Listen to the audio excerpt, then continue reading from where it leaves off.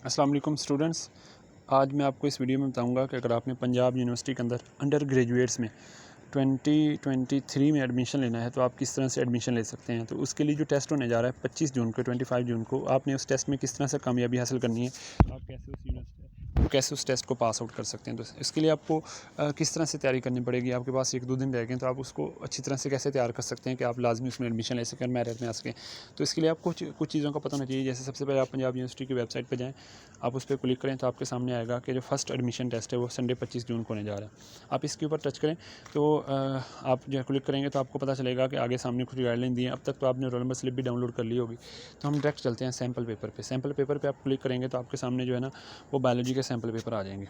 तो ये जो बायोलॉजी का मसलन डिफरेंट बायोलॉजी सैम्पल पेपर हैं, तो आप जिस फील्ड में एडमिशन लेना चाहते हैं उस तरह से आप सैम्पल पेपर डाउनलोड कर लें और उनको एक दफ़ा रीड आउट कर लें ताकि आपको पता चल जाए किस लेवल के MCQs आने हैं। मिसाल के तौर पे हमने बायोलॉजी के जो सैम्पल पेपर हैं हम उनको डाउनलोड कर लेते हैं। तो मैंने बायोलॉजी का सैम्पल पेपर पहले ही डाउनलोड किया हुआ है, तो मैं आपके सामने इस बायोलॉजी के सैम्पल पेपर को शेयर कर देता हूँ। ठीक है जी। अब आपके सामने जो है ना बायोलॉजी के सैम्पल पेपर शो हो रहे हैं। अब इस देखें जी, उसमें बताया गया है कि हम इसको पढ़ ही लेते हैं। Which technique is used to test whether certain nutrient is essential for plant और नॉट। इनमें से कौन सी टेक्निक है जिसको हम यूज़ करके ये चेक कर सकते हैं कि प्लांट के लिए कौन सा न्यूट्रिएंट ज़रूरी है या नहीं। टिश्यू कल्चर टेक्निक, इससे तो प्लांट को ग्रोथ करवाया जाता है। हाइड्रोपोनिक कल्चर टेक्निक, इस टेक्निक में प्लांट्स को पानी के अंदर ग्रो करवाया जाता है और यही टेक्निक है जिससे हम पानी के अंदर मिनरल ऐड करके ना ऐड करके चेक कर सकते हैं कि मिनरल कौन सा प्लांट के लिए इंपॉर्टेंट है और कौन सा नहीं है। बायोलॉजिकल कंट्रोल टेक्निक ये नहीं है जी।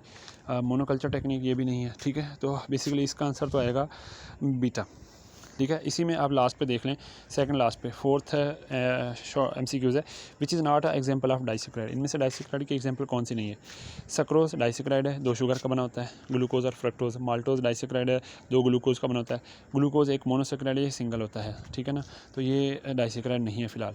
और लैक्टोज जो है वो जो है ना वो डाइसेक्राइड है, ये ग्लूकोज और लैक्टोज का बना होता है। ठीक है, तो इस तरह से जो है ना अगला MCQs भी पढ़ लें। Covalent bond between 2 monosaccharide is called as peptide bond, glycosidic bond.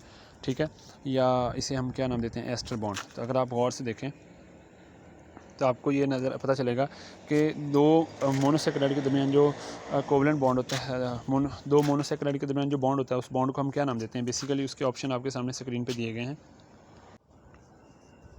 जी। तो इसमें आप देख सकते हैं the covalent bond between 2 monosaccharide is called as peptide bond, glycosidic bond, ester bond, phosphodiester bond. Peptide bond होता है 2 अमाइनो एसिड के दरमियान, तो 2 मोनोसेक्राइड जो शुगर है उनके दरमियान नहीं होता। ग्लाइकोसिलिक बॉन्ड कहते हैं उसको। एस्टर बॉन्ड जो है फैटी एसिड और ग्लिसरॉल के दरमियान होता है। फॉस्फोडाइस्टर बॉन्ड जो होता है ये एक न्यूक्लियोटाइड का दूसरे न्यूक्लियोटाइड के दरमियान बॉन्ड होता है, जिससे जो है ना DNA बनता है, न्यूक्लिक एसिड बनता है। तो इसका आंसर जो है वो फिलहाल आएगा बीटा। 2 मोनोसेक्राइड के दरमियान जो बॉन्ड होता है उसे नाम देते हैं ग्लाइकोसिलिक बॉन्ड, CO बॉन्ड होता है। अच्छा, इस तरह के MCQs के लिए आपने कैसे तैयारी करनी है, ये मैं आपको डेमो लेक्चर देने जा रहा हूँ। अगर आपको ये लेक्चर पसंद आए तो आप इस तरह से मजीद लेक्चर लेने के लिए आप मुझसे रब्ता कर सकते हैं। तो आपको मेरा कॉन्टैक्ट नंबर शो होगा, आप उस पर कॉन्टैक्ट कर सकते हैं। मिसाल के तौर पे आप चैप्टर 1 खोलते हैं बायोलॉजी का और आपको नहीं पता कि आपने इसमें से जो है ना वो किस तरह से तैयारी करनी है। तो मिसाल के तौर पर आप इसमें से तैयारी करना चाहते हैं तो आपके पास बहुत सारे चैप्टर हैं, टोटल आपके 20 MCQs आने हैं, तो तकरीबन हर चैप्टर से आपको एक आना है। इस तरह एवरेज लगा लें तो आपके पास सेकेंड ईयर फर्स्ट ईयर के मिला के 23 चैप्टर हैं। तो आपको किस तरह से MCQs आने मैं बताऊंगा, कौन कौन से चैप्टर में से MCQs आना है ये भी मैं आपको बताऊंगा। तो पहला चैप्टर जो है अगर हम उसको देख लें तो पहले चैप्टर में ये बताया जाता है कि पहले चैप्टर में बायोलॉजी का मीनिंग है। बायोलॉजी किसे कहते हैं, बायोलॉजी का मीनिंग क्या है, ये आपको अच्छी तरह पता होना चाहिए। इसमें से क्वेश्चन आ सकता है। लफ्ज़ बायो का मतलब होता है लाइफ और लॉजी कहते हैं स्टडी को। इसी में पहले पैराग्राफ में बताया कि लाइफ के करैक्टरिस्टिक्स कौन से, उनमें से पूछा जा सकता है ब्रांचेस कौन कौन सी हैं, उनका मीनिंग क्या है। हर एक ब्रांच का मीनिंग पता होना चाहिए।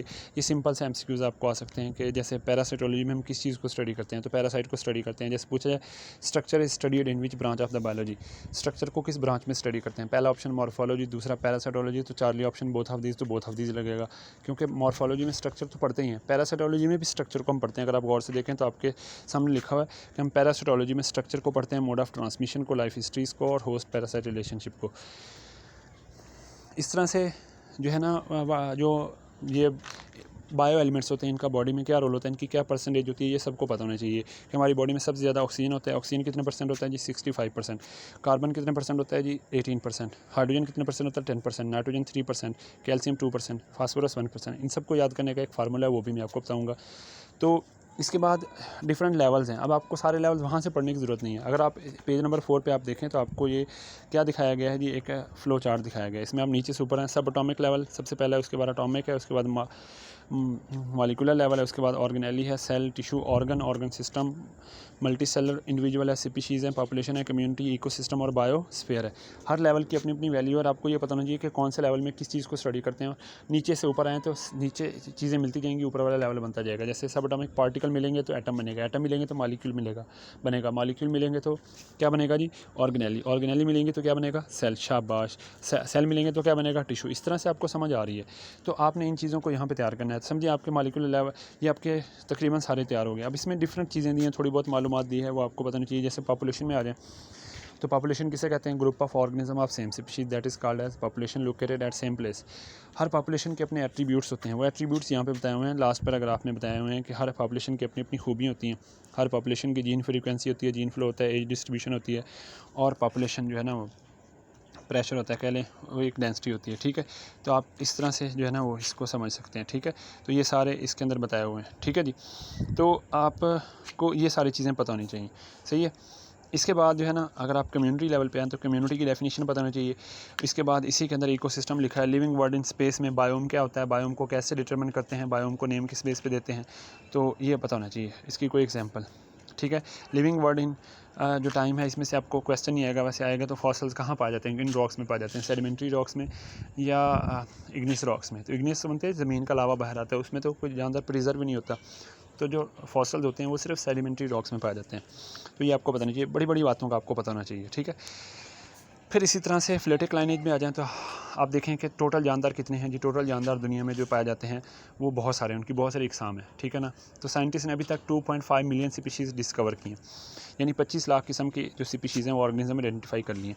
अगर आप इन 25 लाख में से देखें तो सबसे ज़्यादा जो है ना वो कौन पाए जाते हैं जी, सबसे ज़्यादा इंसेक्ट्स हैं। ठीक है, और वो कितने परसेंट है, 53.1%। और जो एनिमल्स हैं अदर देन इंसेक्ट है वो 19.9%। और जो वास्कुलर प्लांट्स हैं वो 17.6%। और जो बाकी बच जाते हैं वो 9.4%। अब पूछा जाए एनिमल्स कितने परसेंट हैं, एनिमल्स 53.1% है या 53.1 से मोर हैं, तो 53.1 से मोर हैं, क्योंकि 53.1 तो सिर्फ इंसेक्ट्स की स्पीशीज़ की परसेंटेज है और बाकी भी एनिमल्स हैं। तो इस तरह से अगर टोटल एनिमल देखा जाए तो 73% सिर्फ एनिमल्स बनते हैं। 50 जो 1.3% है और जो 19.9% है, इनको जमा करें तो ये टोटल बनता है कितना जी, आपके सामने बनता है जी। इस तरह से आप जो है ना वो परसेंटेज बता सकते हैं। बायोलॉजिकल मेथड में आपको पता होना चाहिए कि बायोलॉजिकल मेथड के कौन से स्टेप्स हैं, उनकी तरतीब पता होनी चाहिए। और आपको पता होना चाहिए ऑब्जर्वेशन किससे बनाई जाती हैं। ऑब्जर्वेशन इसका पहला स्टेप है, तो उसको 5 सेंसेस से बनाया जाता है, स्मेल से, ठीक है, टच से, ठीक है, इस तरह विजन से, हियरिंग से और टेस्ट से, इससे बनाया जाता है 5 ऑब्जर्वेशन को यूज़ करके। तो ये 5 सेंसेस जो होती हैं ना, इनको इस्तेमाल करके हम जो है ना वो ऑब्जर्वेशन बनते हैं, मुशाहिदा करते हैं। उसके बाद ऑब्जर्वेशन को तरतीब दें तो आपके पास हाइपोथेसिस बन जाता है। हाइपोथेसिस बनाने के रीजनिंग के बेस पे 2 तरीके हैं, डिडक्टिव इंडक्टिव। रीजनिंग में इफ़ और देन की लॉजिक यूज़ करते हैं, अदर मेथड भी हैं। इसके बाद आ जाता है टेस्टिंग जो बार बार करनी पड़ती है। फिर थ्योरी बन जाती है, थ्योरी के बाद क्या बन जाता है जी, लॉ बन जाता है। गुड थ्योरी कैसी होती है, इसके ऊपर MCQs आ सकता है। गुड थ्योरी प्रोडक्टिव होती है। ठीक है, इसी तरह आगे आ जाएँ, what is the role of biology in services of mankind. इसमें सबसे पहले बताया गया है कि बायोलॉजी ने किस तरह से फूड प्रोडक्शन को इंक्रीज़ किया। उसमें फूड प्रोडक्शन को इंक्रीज़ करने के लिए डिफरेंट वैराइटीज़ बनाई गई, बेहतर किया गया, हाई यील्ड वैराइटीज़ बनाई गई। फिर ट्रांसजेनिक ऑर्गेनिज्म बनाया गया, उनकी टिश्यू कल्चरिंग की गई, क्लोनिंग की गई। उसके बाद पेस्ट को कंट्रोल किया गया ताकि नुकसान ना हो फसलों को, इससे फूड प्रोडक्शन बढ़ गई। पेस्ट को कंट्रोल किस तरह से किया गया, पेस्ट क्या होता है, इसके ऊपर MCQs आ सकते हैं। बायोपेस्टिसाइड कौन होता है, इसके ऊपर MCQs आ सकते हैं। ठीक है, सैम्पल पेपर में इसके ऊपर MCQs भी दिया हुआ है। और यहाँ पे जो है ना इसको कैसे कंट्रोल कर सकते हैं, बायोलॉजिकली कंट्रोल क्या होता है। ठीक है, हाइड्रोपोनिक कल्चर टेक्निक क्या होती है, IDM क्या होता है, integrated disease management. Hydroponic culture technique के ऊपर भी जो है ना वो MCQs दिया हुआ है। ये टॉपिक फेमस है, what is the role of biology in services of mankind. ये फेमस टॉपिक है, इनमें से MCQs ज़्यादा आते होते हैं, जैसे सैम्पल पेपर में भी यही बात बताई हुई है। ठीक है, पास्चराइजेशन क्या होती है। फिर डिजीज़ कंट्रोल है, डिजीज़ को कंट्रोल करने के लिए प्रिवेंटिव मेजर एक तरीका है। उसमें एड्स और हेपेटाइटिस के बारे में बताया गया है कि वो कैसे फैलते हैं, तो उसकी ट्रांसमिशन कैसे होती है, इसके ऊपर MCQs आ सकते हैं। ठीक है, और उसको डॉक्टर मशवरा देते हैं कि आप ये काम ना करें तो जिससे एड्स नहीं फैलेगा, अब एहतियात करें।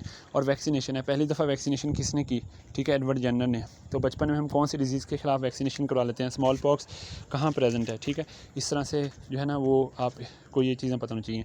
ड्रग ट्रीटमेंट में एंटीबायोटिक्स कहाँ इस्तेमाल होती हैं, और कैंसर के इलाज के लिए कीमोथेरेपी और रेडियोथेरेपी से क्या नुकसान होता है, ठीक है।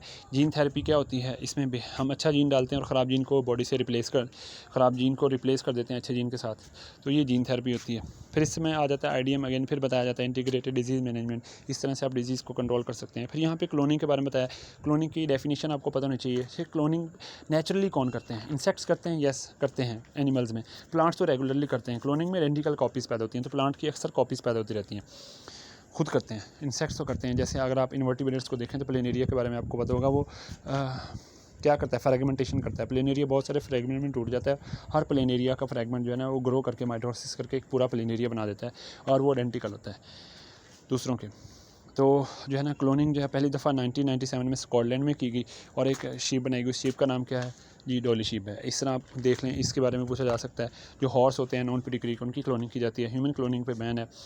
हम माहौल को कैसे प्रोटेक्ट एंड कंजर्व कर सकते हैं, माहौल में मसला क्या आ रहा है। दो तरह का माहौल के हिस्से होते हैं, एक माहौल में एक चीज़ होती है लिविंग, और माहौल में दूसरी चीज़ होती है नॉन लिविंग। तो इन दोनों से माहौल बनता है। तो लिविंग को कहते हैं बायोटिक। बायोटिक में क्या प्रॉब्लम है, स्पीशीज़ ख़त्म होगी, एक्सटिंक्ट होगी, थ्रेटन होगी। क्या वजह थी कि हैबिटेट लॉस हुआ, ठीक है, डिफॉरेस्टेशन हुई, पोल्यूशन वगैरह की वजह से। फिर उनको बचाने के लिए क्या कर सकते हैं, हम वाइल्ड लाइफ एरियाज़ बना सकते हैं, पार्क्स बना सकते हैं, ज़ू बना सकते हैं, लेजिस्लेशन कर सकते हैं हम, ठीक है, और हम बैन कर सकते हैं कि ये काम नहीं करना है। इसी तरह दूसरी चीज़ जो है वो आपके सामने है कि जो एबायोटिक स्पीशीज़ हैं, एबायोटिक फैक्टर्स हैं, सॉरी एबायोटिक फैक्टर्स, उनमें क्या नुकसान है। एबायोटिक फैक्टर में ये नुकसान आया कि पोल्यूशन पैदा हुई, इंडस्ट्रीज़ ने पोल्यूटेंट्स पैदा किए, उन्होंने माहौल को बहुत ज़्यादा ख़राब किया, ठीक है। तो वो कौन कौन से पोल्यूटेंट्स हैं, लेड और क्रोमियम के बारे में बताया। तो क्रोमियम के ऊपर MCQs आएगा इंशाल्लाह। क्रोमियम के ऊपर MCQs आ सकता है कि जो क्रोमियम है वो कहाँ से पैदा होता है, टैनरी से, स्मोक से। तो टैनरी से पैदा होता है, तो लेड स्मोक से पैदा होता है। इन दोनों पोल्यूटेंट्स ने नुकसान किया। अब इसके बारे में क्या किया जा सकता है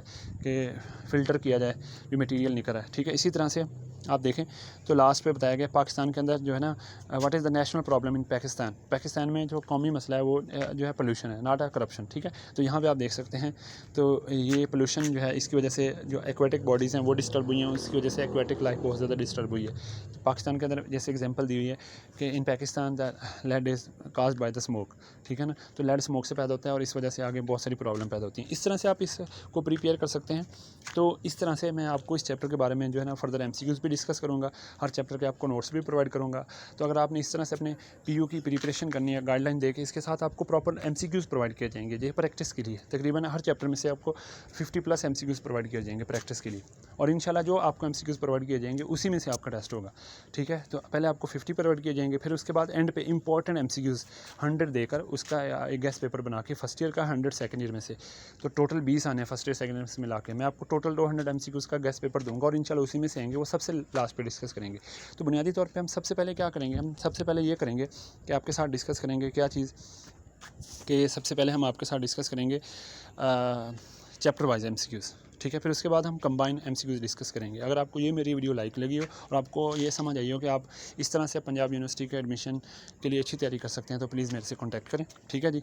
तो आप इसी चैनल पे मेरा नंबर दिया है, ठीक है। तो आपको स्क्रीन पे मेरा नंबर भी नज़र आ रहा है, तो आप जो है ना कॉन्टैक्ट करके आप मुझसे रब्ता कर सकते हैं। मैं इसके बारे में आपको मज़ीद तैयारी करवा सकता हूँ। थैंक यू बच्चे, अल्लाह हाफिज़।